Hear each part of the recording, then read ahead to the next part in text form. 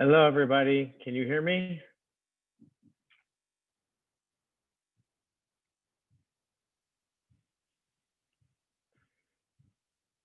Can you hear me? Please give me a thumbs up.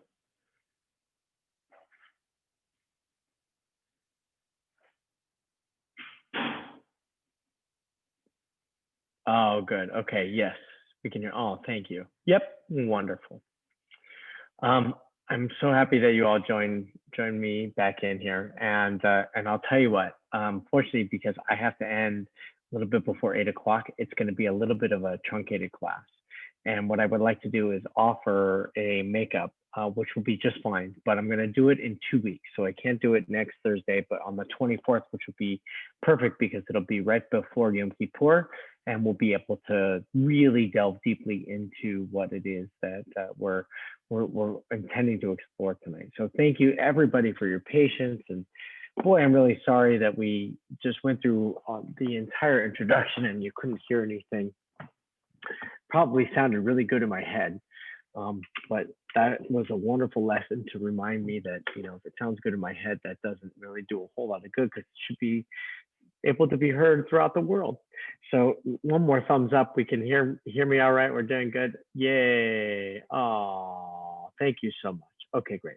So we're going to learn a little bit, and then we're going to pick up this theme, and we'll probably add a little bit more just to make it more exciting in 2 weeks. And I'll be sure that we send lots of updates to our community so that you can be a part of that.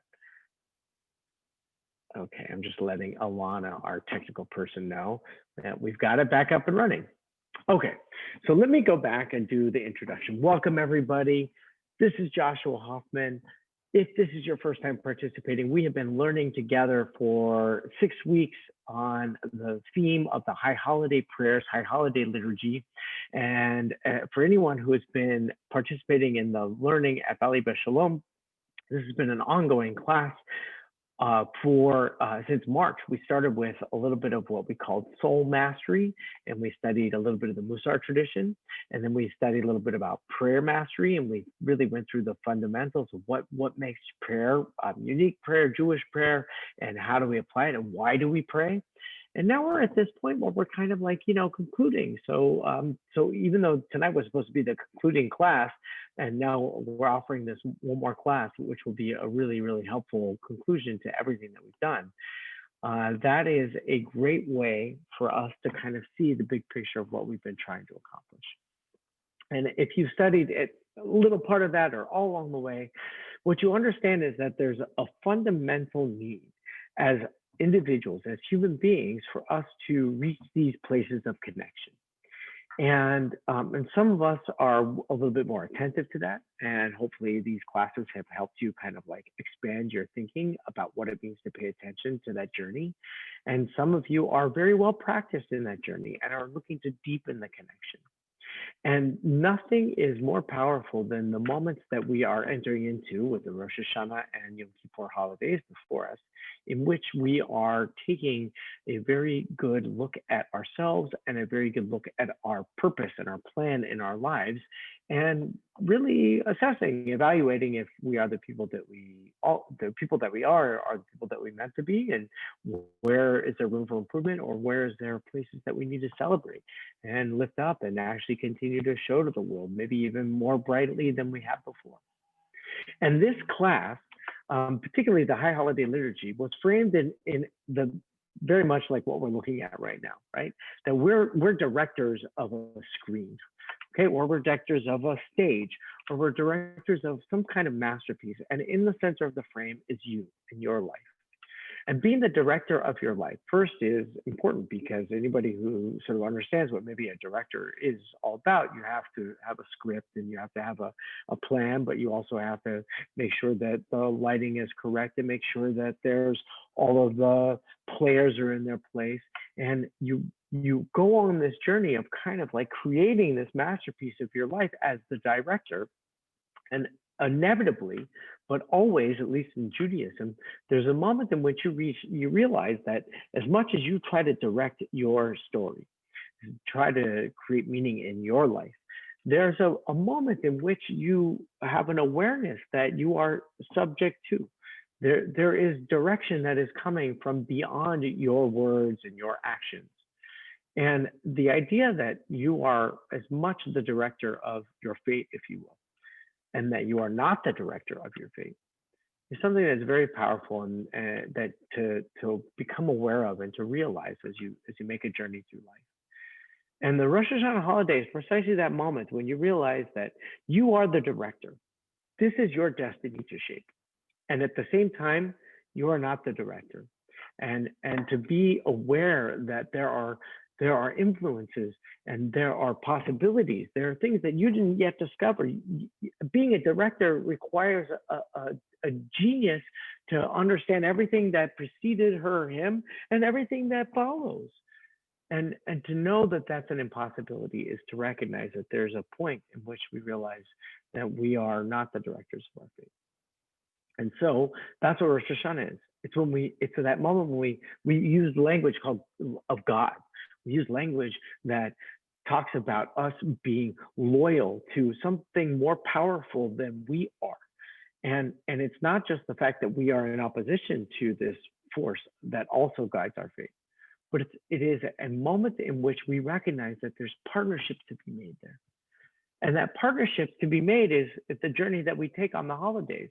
It's a partnership that shares with us all of our sort of, our achievements and our greatness, every quality that makes us profoundly valuable human beings. And it's also at that time that we recognize that there are flaws and failures and mistakes and shortcomings and things that make us incomplete in that journey. And nobody is immune to that. That's what it means to be alive, is to recognize that not by the judgment of others, but by your own self-judgment, that you recognize that the person that you paint yourself to be is not the person that you are right now. And rather than to be resigned and say that I'm not worthy or it was a failure or I give up, this is the time and the task in which we do a really good evaluation of who we're meant to be. So then we take this moment as we're taking our fist and we're beating it in our chest and we say, we've done this and we've done that. And we do something that's even more powerful, which is what we talked about last week. So as being directors of the grand masterpieces of our life, the epic journey of our destinies, we look behind the curtain. And there's all the scaffolding and all the lighting and all the rickety creakiness and all the props that make everything look shiny and bright and beautiful on the outside, but are kind of like, they're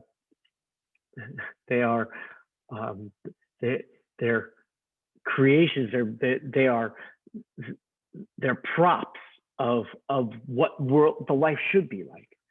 And when we recognize behind the curtain that there are all these props that kind of give us that sense of that sense of purpose in our life, but also like provide a little bit of pretense, enable us to pretend that the world that we have created is perfectly the way that it's supposed to be.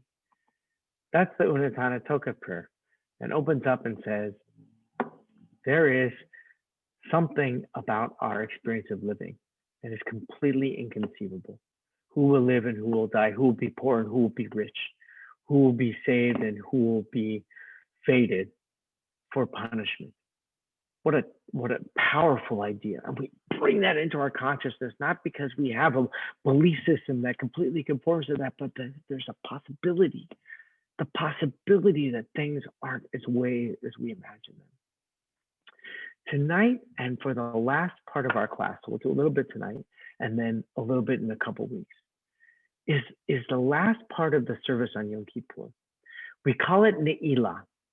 Ne'ilah literally means locking, and it refers to the gates, locking of the gates.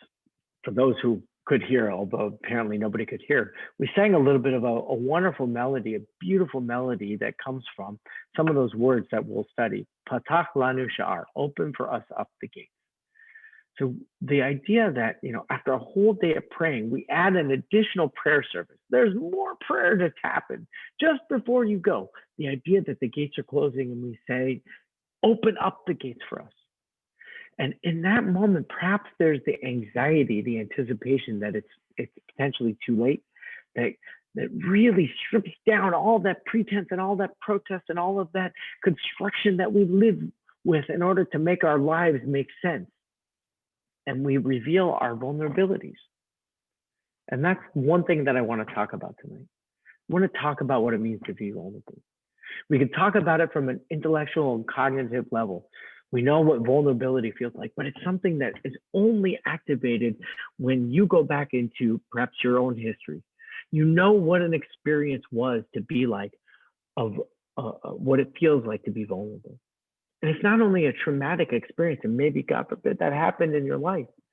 Those experiences of vulnerability can also be moments of great joy. When we feel like there isn't anything more that we can bring to this moment, we can't be the directors of the moment. It is impossible. The limits of our being have stopped at the tip of our nose. There is nothing in our strength. There's nothing in our locution. There is nothing in our cognition that is going to help us understand that. That vulnerability of that moment can also be profoundly joyful. Welcoming a child into the world, celebrating the love of life, celebrating the moment in which learning is manifest in the life of a child. Even although it's sad, saying goodbye to a loved one and feeling the vulnerability in that loss. That vulnerability is what Ne'ilah is all about. Now, if you go into most synagogues, and Gali Beshalom is no exception, it's typically not the most vulnerable moment. Sometimes it can be, but and quite possibly that's not necessarily the feeling that modern Jews want to experience. But the prayers themselves have this as the goal. And so the question that you have to ask yourself, as we're going to study a little bit of this tonight, is whether or not you are ready to be vulnerable. That's the question. Can you be vulnerable? Can you be vulnerable? You can think about being vulnerable. You can connect it to your history. You can even be caught in a moment and your vulnerability is revealed to you sometimes by surprise. You can even project future moments in which vulnerabilities are maybe something of great concern, and so you protect yourself from those. Or you open yourself up to them, because being vulnerable in those spaces is actually quite powerful. That's what Ne'ilah is about. And let's take a look.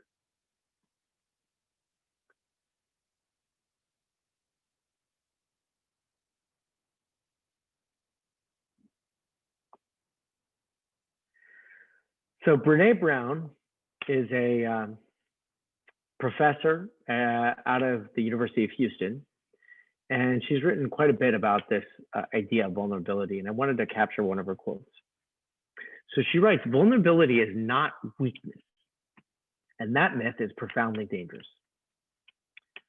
So when we talk about vulnerability, it doesn't mean that we are somehow incapable of making something out of the moment. I tell this joke all the time, and for those who have heard it before, forgive me, right? It's the knock knock joke, but this time with the control freak. So the control freak asks, knock knock. The person asks, so actually the control freak says, okay, knock knock. Now you say, who's there? The idea that the person who's always in control manufactures every moment of life, and their inability to take control of that is somehow a weakness, is a myth. It's a dangerous myth. Look at what it does to people who feel vulnerability and they're just unprepared for it. The task that we have before us is, how do we be prepared for our vulnerability, which hopefully you've been listening and learning with, and you open up the Machzor and you say, I'm ready to be vulnerable. And also, how do you continually access that moment when you feel vulnerability, when the gates do eventually close, when the holiday is over, and the next day, the day after Yom Kippur begins, and you have to live from that place in which your vulnerability has, I think in the best words, touched God, and God has touched your vulnerability. It's a place where we open ourselves up. Patach lanu sha'ar. That's what we're going to say. Open for us up the gates. It is as much a self-imperative as it is a projection of divine grace and divine influence and divine response to our prayers. So tonight, I want to talk about one of the essential prayers that doesn't exclusively make its way into the Ne'ilah service, but it really is a part of Yom Kippur. And it really is the most vulnerable part, I believe, in the prayer service, actually leading up to Ne'ilah, which is why I included it. So if you see on the screen, Shema Kolenu Adonai Eloheinu Chutz v'rachem aleinu, v'kabel b'rachaminu ratzon et tfilatenu. Right? These are beautiful words, and I can just hear in the background of my consciousness the cantor singing these hauntingly powerful words. They're words that are said and repeated. Hashivenu Adonai elecha v'nashuva chadesh yemenu kekedem. Something very familiar that we said, and for those who studied, we said that at the end of Tisha B'Av, at the end of a moment in which we commemorated destruction, Chadesh Yameinu Kekedem. And we do it each and every time that we open and close the ark. It's Chaim Hi L'Machazikim Ba. Hashivenu Adonai. Right? Chadesh Yameinu. Chadesh Yameinu Kekedem. Renew our days as in days of old. Okay? Amarenu Ha'azina Adonai Bina Hagigenu. Okay? Listen to the words in English. Hear our voice, Adonai, our God, spare us and have compassion on us, and accept our prayers mercifully and willingly. Lead us back to you, Adonai, and we shall find the way back. Renew our days as of old. Give ear to our words, Adonai. Consider our meditations.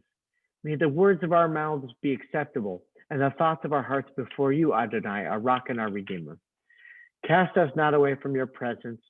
Do not take your Holy Spirit from us. Do not cast us off in time of old age when our strength fails. Do not forsake us. Forsake us not, Adonai. Our God, be not far removed from us. Give us a sign of your goodness, that our enemies may see it and be ashamed. For you, Adonai, have helped us and comforted us. For you, Adonai, do we wait? You will answer us, our Master, our God. Now, on one level, these are very familiar words, as they should be, right? As they were singing, Chadesh Yameinu Kekedem from Etz Chaim Hi. There's another one, Yiu L'Ratzoni Mefi. Those are the last words if you follow along the Siddur. At the end of your personal prayers, your Amidah, this is something that you say, okay? Don't cast us off in time of old age. Right? The worst thing that can happen when we're vulnerable is that we are forgotten. Don't do that. God, you will be with us. What would it take to say these words and mean it? It says Shema Kolenu. So who is listening and what is being said? That's the question that you should ask yourself now, so that when you are actually in the midst of reciting the prayer itself, you know what it is that you want heard and who's listening. So it's not only you, but it's in that vulnerable space from you. It's that place that's so open. So when it's you that's expressing it, who's going to hear that? The entire world's going to hear that. And even the sense of the possibility that your life and the world that you live is going to be determined by forces beyond you in some way. When you let go in that way, Shema Kolenu really says, I don't have the answer. And what I'm looking for is a little bit of mercy, a little bit of renewal, a little bit of strength, a little bit of hope. I'm looking for that because I don't have that as a possession in my heart. This is what, right before we say the Asham news. in the traditional liturgy. But the idea that we ask Shema Kolenu, very powerful moment. It's the moment in which we allow ourselves to be vulnerable in prayer. Ask yourself the question, who's listening? Really deeply ask yourself who's listening. You may come up with the answer that it's you. At least that's you listening. If you were to say no one, well then even you wouldn't be listening. And then you would ask, why would you bother saying Shema Kolenu? Who's listening? Moshe sitting next to you? Moshe sitting next to you is presumably doing his own thing. And even if he wasn't doing it because he was distracted,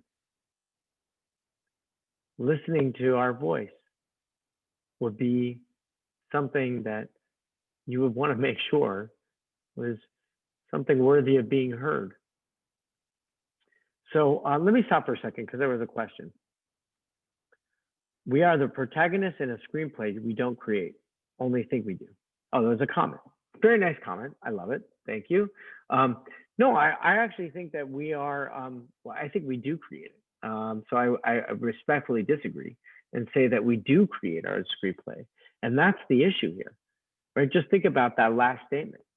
So if Moshe is the only person that's listening, the person sitting next to you is the only person that's listening, what is it that you create in order to be heard? It could, if it's just a scream of despair, a primal scream, so then Moshe is going to hear the primal scream, and what do you expect Moshe to interpret that to be? And if you are listening to your primal scream, what do you make out of it? First of all, it might just be the primal scream. It's the only thing that you can muster up with your intonation.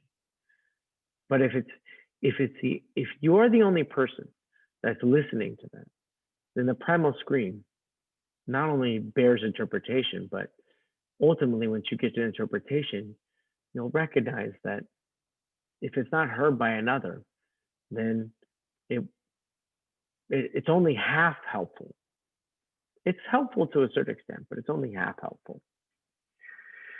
So I want to just give a brief stop here. I want to deeply apologize for the technical difficulties because they took a big 20 minutes out of our learning tonight.